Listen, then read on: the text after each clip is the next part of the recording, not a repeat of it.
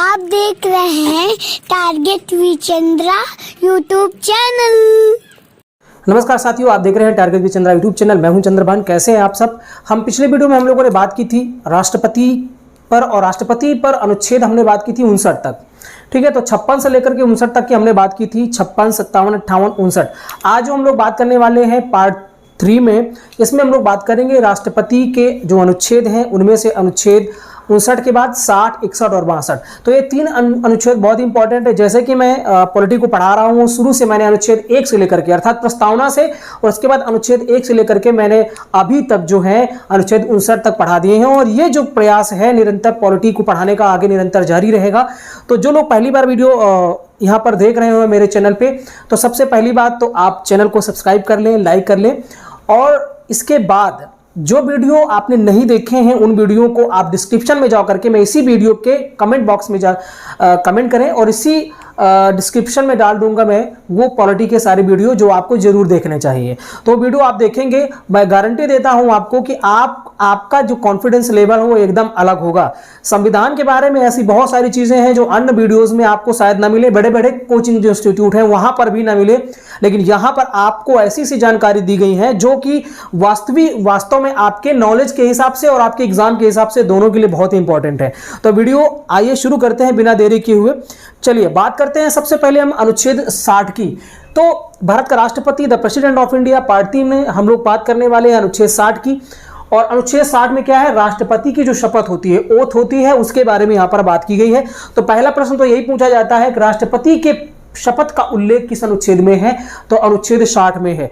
एक चीज मैं पहले आपको बताना चाहता हूं कि राष्ट्रपति, उपराष्ट्रपति, राज्यपाल, ठीक है, इनके जो शपथ का प्रारूप है ये इनसे संबंधित अनुच्छेद में है, जबकि अन्य जो संवैधानिक पदाधिकारी हैं उन सभी के शपथ का जो उल्लेख है वो अनुसूची 3 में। हालांकि मैंने यहां पर मेंशन भी किया हुआ है ताकि आपको मैटर बनाने में कोई दिक्कत ना हो। तो बहुत ही इंपॉर्टेंट कंटेंट है, कम में बहुत ज्यादा देने की कोशिश मैं हमेशा करता हूं, और वही यहां पर भी किया गया है। तो अनुच्छेद 60 में जो पहला पॉइंट है वो हम लोग देख रहे हैं। क्या लिखा हुआ है कि राष्ट्रपति को शपथ कौन दिलाता है? पहला प्रश्न यह है कि राष्ट्रपति को शपथ कौन दिलाता है?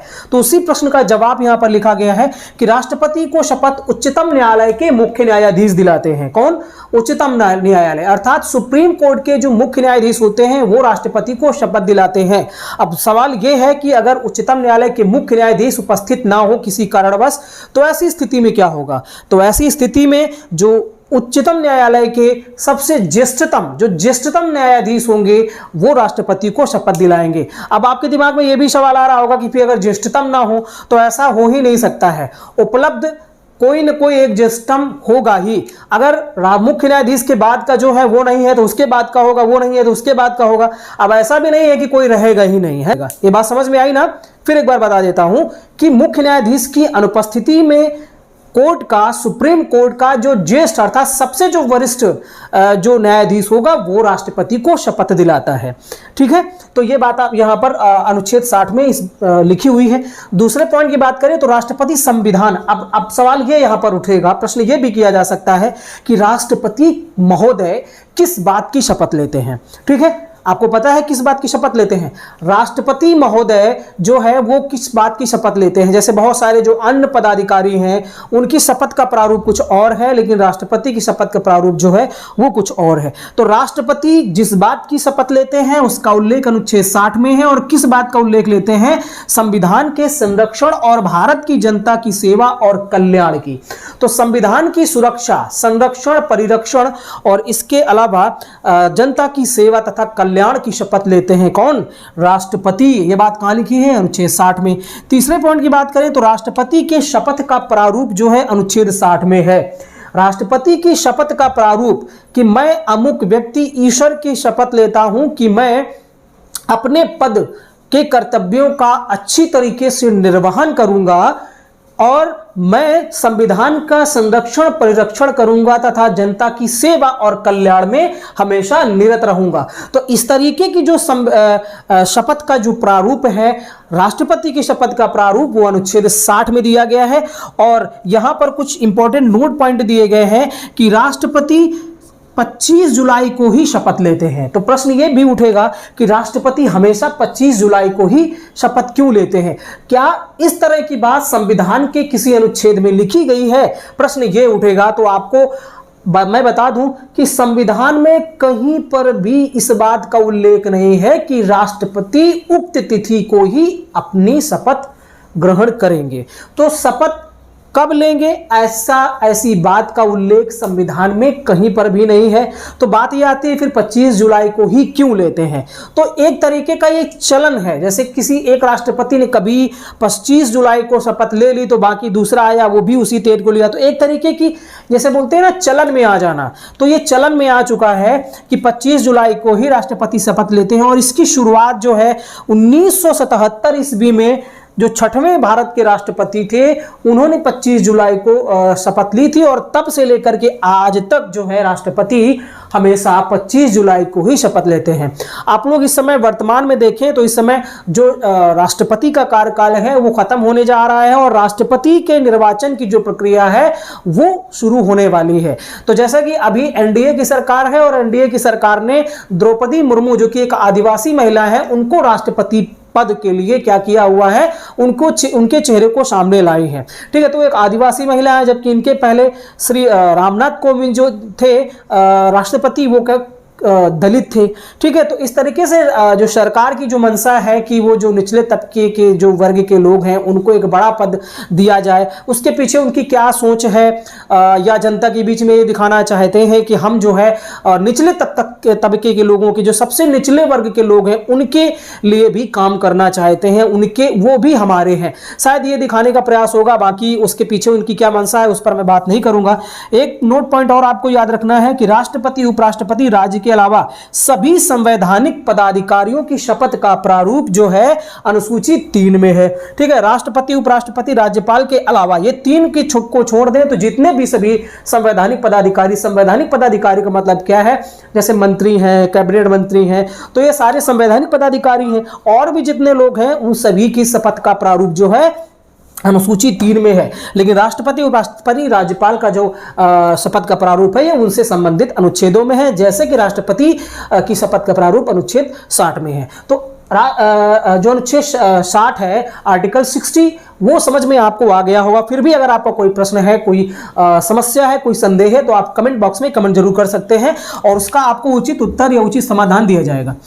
अनुच्छेद 61 की बात करें तो इसमें महाभियोग प्रक्रिया जो इम्पीचमेंट प्रोसेस है, अर्थात राष्ट्रपति को, जैसे आपने पढ़ा होगा कि राष्ट्रपति को महाभियोग प्रक्रिया के माध्यम से भी हटाया जा सकता है। तो ये महाभियोग क्या है, इसकी प्रक्रिया क्या है, उसके बारे में जो उल्लेख है वो अनुच्छेद 61 में है। एक चीज और बता दूं कि अनुच्छेद 56 में भी ये बात कही गई है कि राष्ट्रपति को महाभियोग की प्रक्रिया के द्वारा भी हटाया जा सकता है। ये बात का उल्लेख अनुच्छेद 56 में है, लेकिन महाभियोग का प्रक्रिया क्या होगी इस बात का उल्लेख अनुच्छेद 61 में है।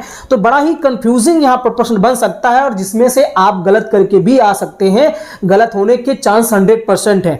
तो याद रखिए अनुच्छेद 56 में यह बात लिखी गई है, चूंकि कार्यकाल की बात है वहां पर, तो वहां पर लिखा गया है कि राष्ट्रपति को महाभियोग के द्वारा भी हटाया जा सकता है। यह बात अनुच्छेद 56 में है। अब इसी में अगर ऐसे अनुच्छेद दे दे कि यह बात कहां लिखी हुई है कि राष्ट्रपति को महाभियोग के द्वारा भी हटाया जा सकता है, यह बात कहां पर लिखी है, अनुच्छेद 61, अनुच्छेद 56। तो ऐसे में मुझे लग रहा है कि ज्यादातर जो लोग हैं वो अनुच्छेद 61 करके ही आएंगे और ऐसे में प्रश्न गलत हो सकता है। तो याद रखिए वहां इस बात का उल्लेख है, लेकिन महाभियोग प्रक्रिया कैसे होगी, क्या क्या होगा इसमें, इस प्रक्रिया का पूरी तरीके से उल्लेख जो है वो अनुच्छेद 61 में है। ठीक है, तो इंपीचमेंट प्रोसेस क्या होगी ये पूरी तरीके से अनुच्छेद 61 की बात है। राष्ट्रपति को हटाया जाएगा, उसका एक माध्यम ये भी होगा महाभियोग, ये बात अनुच्छेद 56 में है। ठीक है, तो अब यहां पर दूसरा पॉइंट ये है कि महाभियोग अर्थात इंपीचमेंट संसद द्वारा चलाई जाने वाली अर्ध न्यायिक क्वासी जुडिशियल प्रक्रिया है। ये मोस्ट इंपॉर्टेंट यहाँ पर ये टर्म है जो कि स्टूडेंट्स को बहुत ही परेशान करता है। अर्ध न्यायिक प्रक्रिया है, चूंकि न्याय करने का काम तो न्यायालय का है, फिर ये न्यायिक प्रक्रिया शब्द का यूज यहाँ पर क्यों किया गया? क्योंकि संसद का काम तो कानून बनाना होता है, ना कि न्याय करना।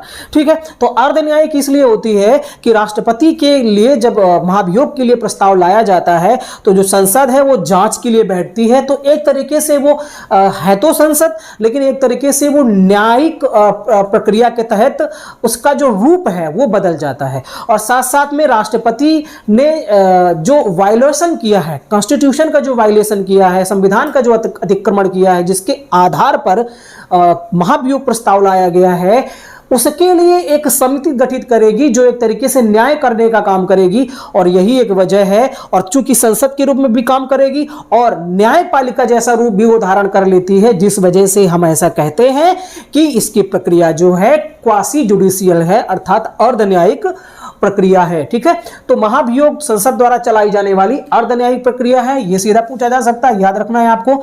महाभियोग का प्रस्ताव, अब प्रश्न यह है कि महाभियोग का प्रस्ताव किस सदन में लाया जाएगा? महाभियोग का प्रस्ताव किस सदन में लाया जाएगा? एक पॉइंट। इसके पहले एक प्रश्न और आपसे मैं कर रहा हूं कि राष्ट्रपति पर महाभियोग किस वजह से लगाया जा सकता है, अर्थात महाभियोग लगाने का, महाभियोग प्रस्ताव का बेस क्या होगा, उसका आधार क्या होगा? तो याद रखिए, वायलेशन ऑफ कॉन्स्टिट्यूशन, अर्थात संविधान के अतिक्रमण। संविधान के अतिक्रमण का मतलब क्या है कि संविधान में लिखी गई बातों का उल्लंघन अगर राष्ट्रपति के द्वारा किया जाता है, देश के सर्वोच्च पदाधिकारी के द्वारा किया जाता है, तो फिर हम उसके विरुद्ध सदन के संसद के किसी भी सदन में, याद रखिए मैंने प्रश्न किया ना कि किस सदन में, तो संसद के किसी भी सदन में महाभियोग प्रस्ताव रखा जा सकता है। ठीक है, तो संविधान के अतिक्रमण के आधार पर, वायलेशन ऑफ कॉन्स्टिट्यूशन, संविधान के अतिक्रमण के आधार पर संसद के किसी भी सदन में इम्पीचमेंट बिल लाया जा सकता है। ठीक है, इस बात को याद रखिए। लेकिन जब ये प्रस्ताव लाया जाए और इस पर जब चर्चा होनी हो, तो चर्चा के 14 दिन पूर्व जो है राष्ट्रपति को इसकी सूचना देना जरूरी है। अब प्रश्न यह है कि राष्ट्रपति को क्यों सूचना दी जाएगी? राष्ट्रपति को सूचना देने का कारण यह है कि हमारे देश का सर्वोच्च पद है, सर्वोच्च संवैधानिक पद है, सबसे सम्मानित पद है। अब उसके विरुद्ध, उसके खिलाफ अगर हम कोई चर्चा कर रहे हैं, उसके विरुद्ध कोई काम कर रहे हैं, तो कम से कम हम उसे क्या करेंगे? एक मौका जरूर देंगे, उसे सूचना देंगे ताकि वो अपनी बात को रख सके। यहां तक कि जो हमारे जो कानून जो है, जो हर एक विभाग के लिए अलग बने हुए हैं, उन विभागों में भी ये प्रक्रिया होती है कि अगर किसी भी अधिकारी कर्मचारी के ऊपर अगर कोई कार्रवाई होती है तो उसे एक मौका दिया जाता है स्पष्टीकरण देने का। तो जब छोटे छोटे कर्मचारियों के लिए यह प्रक्रिया है कि उसे एक मौका दिया जाता है अपनी बात रखने का कि आखिरकार उससे गलती क्यों हुई, तो हमारे देश का सबसे सम्मानित पद है, सबसे सम्मानित पद है, सबसे सर्वोच्च पद है। क्या उसे ऐसा मौका नहीं मिलना चाहिए? बिल्कुल मिलना चाहिए। और यही वजह है कि इस प्रस्ताव की सूचना राष्ट्रपति को चर्चा की, जिस दिन चर्चा होनी हो किसी भी सदन में, तो उस चर्चा के दिन के 14 दिन पहले ही राष्ट्रपति को इसके बारे में सूचना मिल जानी चाहिए। अब ये इसलिए मिलेगी ताकि उसे जब मिल जाएगी तो वो खुद या अपने किसी प्रतिनिधि के माध्यम से अपनी बात को रख सकता है कि नहीं, हमने कहीं पर भी संविधान का अतिक्रमण नहीं किया है। अगला पॉइंट है कि प्रस्ताव की सूचना पर उस सदन के कम से कम 1/4, उस सदन के कम से कम 1/4 सदस्यों के हस्ताक्षर होने चाहिए। अर्थात जैसे कि एग्जाम्पल लें कि अगर हम लोकसभा में बिल लाते हैं, इंपीचमेंट बिल लाते हैं, तो उस सदन के कम से कम 1/4 जो सदस्य हैं उनके हस्ताक्षर होने चाहिए, तभी ये प्रस्ताव आएगा। अगर 1/4 सदस्यों का ने इसका समर्थन नहीं किया है, उनके हस्ताक्षर नहीं हुए हैं, तो हम प्रस्ताव भी नहीं ला सकते हैं। अब ऐसा क्यों? सवाल यह है कि ऐसा क्यों?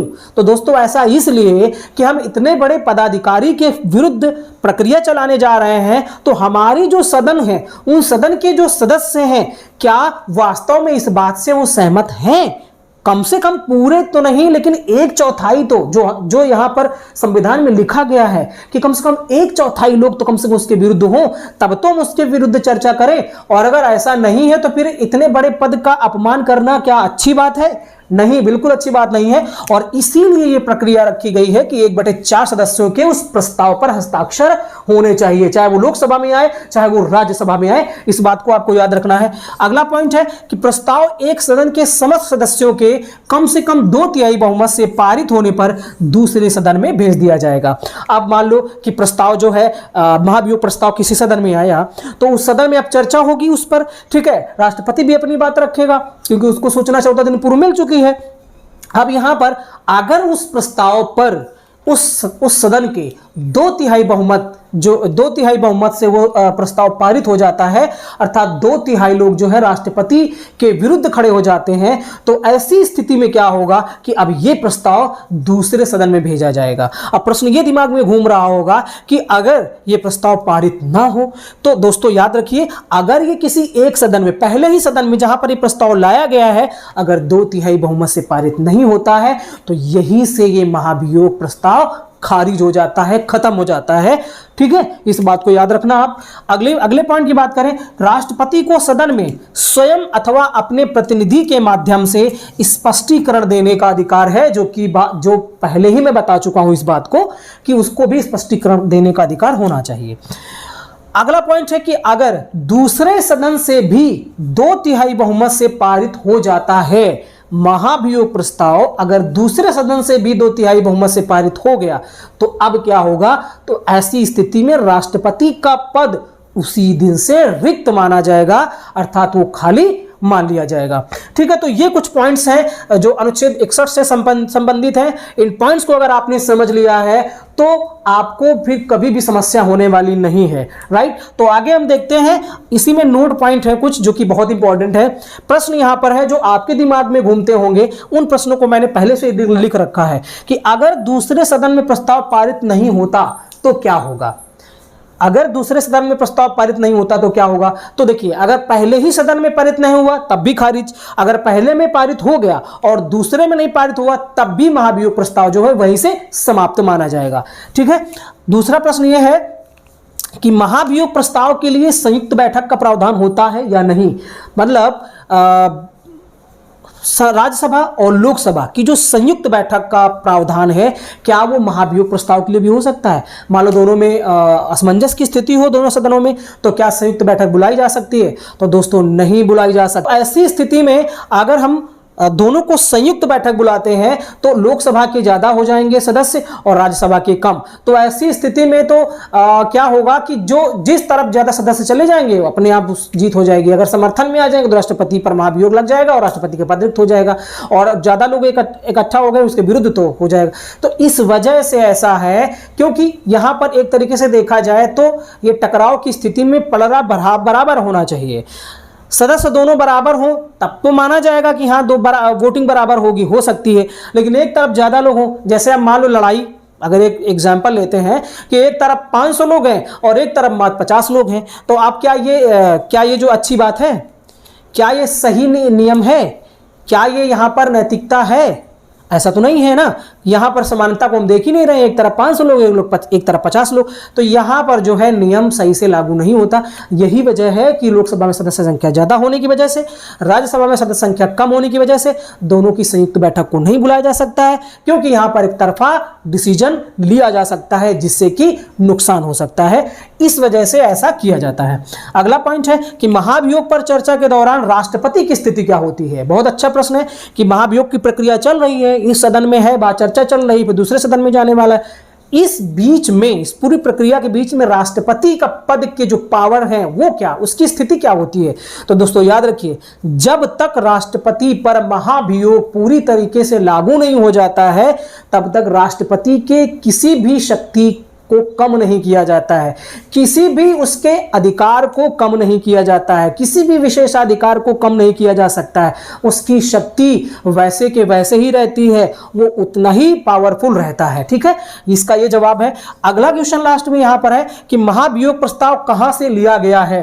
तो महाभियोग प्रस्ताव जो है ये कहां की देन है दोस्तों, तो अमेरिका से इसको लिया गया है। ठीक है, अमेरिका से लेने का मतलब है कि जो प्रावधान है वो अमेरिका से हमारे भारतीय संविधान में शामिल किया गया है। तो याद रखिए सबसे मोस्ट इंपॉर्टेंट चीज यहां पर कि हमारे देश का जो सर्वोच्च पद है वो भी संविधान के दायरे में आता है। ठीक है, तो हम क्या चीज हैं, हम आप क्या चीज हैं, जब सबसे बड़ा पद जो है वो भी संविधान के दायरे में है, अगर वो भी संविधान का उल्लंघन करता है तो उसको भी सजा दी जा सकती है उसके पद से उसको हटा करके। ठीक है, तो इसलिए महान सर्वोच्च कौन है, इसलिए सर्वोच्च संविधान है। लेकिन एक प्रश्न यहां पर यह भी बन सकता है कि विकल्प में जनता दी गई हो, संविधान दिया गया हो, राष्ट्रपति दिया गया हो, सर्वोच्च न्यायालय दिया गया हो और प्रश्न यह पूछा जाए कि अब बताइए इनमें सर्वोच्च कौन है, तो दोस्तों यहां पर सर्वोच्च कौन होगा, जनता। क्योंकि बाकी की सारी चीजें जो है वो जनता के लिए ही है, लोकतंत्र जनता के लिए ही होता है, जनता के द्वारा ही बनाया गया है। संविधान भी किसके लिए है, जनता के लिए है। राष्ट्रपति किसके लिए है, जनता के लिए है। प्रधानमंत्री किसके लिए है, जनता के लिए। तो इसलिए सर्वोच्च का इस प्रश्न पर सर्वोच्च कौन होगा, जनता। ठीक है, अब हम आते हैं अनुच्छेद 62 पर। अनुच्छेद 62 पर क्या है कि अगर आकस्मिक रिक्ति हो गई, मान लो कि राष्ट्रपति की मृत्यु हो जाए, त्यागपत्र दे दिया, महाभियोग पारित हो जाए, तो ऐसी स्थिति में राष्ट्रपति का पद जो है वो रिक्त हो जाएगा। और ऐसा भी हो सकता है कि कार्यकाल समाप्त ना हुआ हो, पता चले कि 3 साल हुए हैं कार्यकाल के और उसी दौरान क्या हुआ कि उसने त्यागपत्र दे दिया, या राष्ट्रपति की मृत्यु हो जाए, या महाभियोग प्रस्ताव पारित होकर के लागू हो जाए, राष्ट्रपति का पद रिक्त हो जाए। तो ऐसी स्थिति में भी तो कुछ प्रावधान होना चाहिए, तो उस प्रावधान का उल्लेख अनुच्छेद 62 में किया गया है। और यहां पर लिखा है कि यदि राष्ट्रपति का कार्यकाल समाप्त होने से पहले ही रिक्ति को भरना हो तो उसके लिए निर्वाचन की जो पदावधि होगी वो समाप्ति से पहले ही पूर्ण कर ली जाएगी। अर्थात अभी आपको समझ में नहीं आया होगा, इसका मतलब क्या है कि कार्यकाल जब राष्ट्रपति का समाप्त होने वाला होता है तो हम इंतजार करके नहीं बैठेंगे कि राष्ट्रपति का कार्यकाल 5 वर्ष पूरा हो जाए फिर देखा जाएगा निर्वाचन प्रक्रिया के बारे में। ऐसा नहीं है, जैसे ही राष्ट्रपति का पदावधि समाप्त होने वाली रहती, उसके जस्ट कुछ पहले 3-4 महीने पहले से ही जो है निर्वाचन की प्रक्रिया पर काम शुरू कर दिया जाता है। यह बात अनुच्छेद 62 में लिखी है। तो यदि राष्ट्रपति का पद मृत्यु, त्यागपत्र, महाभियोग या किसी अन्य कारण से रिक्त होता है तो उसको भरने के लिए चुनाव जो है वो 6 माह के भीतर ही कराने होंगे। ठीक, आकस्मिक स्थिति में अगर उसकी मृत्यु हो गई, त्यागपत्र दे दिया, महाभियोग लागू हो गया, तो ऐसी स्थिति में 6 महीने के अंदर अंदर, वो 1 महीने में भी हो सकता है, 15 दिन में भी हो सकता है, 2 महीने में भी हो सकता है, लेकिन 6 महीने से अधिक का समय नहीं होना चाहिए निर्वाचन के लिए। ठीक है, तो निर्वाचन 6 महीने के भीतर ही कराया जाएगा। और इसके बाद इसमें लास्ट पॉइंट है कि मध्यावधि चुनाव, चूंकि पता चला कि 3 वर्ष के बाद उसने त्यागपत्र दे दिया, 3 वर्ष के बाद उसकी मृत्यु हो गई कार्यकाल के, 3 वर्ष बाद उसके ऊपर महाभियोग प्रस्ताव लग गया और पारित हो गया, तो ऐसी स्थिति में शेष 2 वर्ष बचा। तो याद रखिए यहां पर प्रश्न किया जा सकता है कि मध्यावधि चुनाव में राष्ट्रपति का कार्यकाल शेष अवधि के लिए होगा या 5 वर्ष के लिए होगा। तो याद रखिए शेष अवधि के लिए नहीं होगा। राष्ट्रपति के अलावा अगर प्रधान का है, प्रधानमंत्री का है, मुख्यमंत्री का है या विधायक सांसद का, तो ऐसे में आप देखते होंगे कि जो शेष अवधि होती है उसके लिए ही वो लोग चुने जाते हैं। लेकिन राष्ट्रपति के निर्वाचन में ऐसा बिल्कुल नहीं है, राष्ट्रपति पूरे 5 वर्ष के लिए ही होगा। ठीक है, इस बात को याद रखिए, क्योंकि सर्वोच्च पद है हमारे देश में, जितने भी काम किए जाते हैं वो राष्ट्रपति के नाम पर किए जाते हैं। हम ये मानते हैं कि वास्तव में पूरी तरीके से पावरफुल जो है वो प्रधानमंत्री होता है। ठीक है, राष्ट्रपति एक औपचारिक व्यक्ति है जो सबसे महान है, सबसे बड़ा है, औपचारिक संवैधानिक प्रमुख है, लेकिन जो वास्तविक प्रमुख होता है वो प्रधानमंत्री होता है, क्योंकि पूरी जो कैबिनेट की शक्तियां हैं, जो पावर है, वो राष्ट्रपति के पास ना होकर के प्रधानमंत्री के पास होती हैं। हाँ, लेकिन प्रधानमंत्री जितने भी काम करता है वो राष्ट्रपति के नाम से करता है। और दोस्तों, अगर राष्ट्रपति नहीं हुआ तो ऐसी स्थिति में किसके नाम से काम किए जाएंगे, किसके नाम पर मोदी जी विदेश दौरा करने जाएंगे, किसके नाम पर उपराष्ट्रपति कहीं विदेश दौरा करने जाएंगे। ठीक है, तो राष्ट्रपति के नाम पर ही सारे काम किए जाते हैं। राष्ट्रपति के का प्रतिनिधि जो है वो बन करके प्रधानमंत्री किसी विदेशी दौरे पे जाता है। तो ये कुछ बातें थी हो सकता है बोलने में कहीं पर कोई समस्या हुई है, फिलहाल ऐसा तो मैं जानबूझ करके नहीं करता और ना ही कोई समस्या हुई होगी। फिर भी अगर आपको ऐसा लगता है कि कहीं पर कुछ मिस्टेक हुई है तो प्लीज़ आप कमेंट्स में कमेंट बॉक्स में कमेंट जरूर करें, ताकि मुझे पता चले कि अभी मुझे और सुधार करने की जरूरत है। ठीक है, इस वीडियो में इतना ही, फिर मिलते हैं नेक्स्ट वीडियो में इसी संविधान में राष्ट्रपति के पार्ट 4 में, और आगे हम बात करेंगे अनुच्छेद 62 के बाद 63, 64, 65, 66 जो भी अनुच्छेद हैं उन पर हम बात करने वाले हैं। तो इस वीडियो को देखने के लिए आपको बहुत बहुत धन्यवाद। बने रहिए, आप इसी तरह देखते रहिए target with Chandra YouTube channel. तो बहुत बहुत धन्यवाद आपका वीडियो देखने के लिए। Thank you.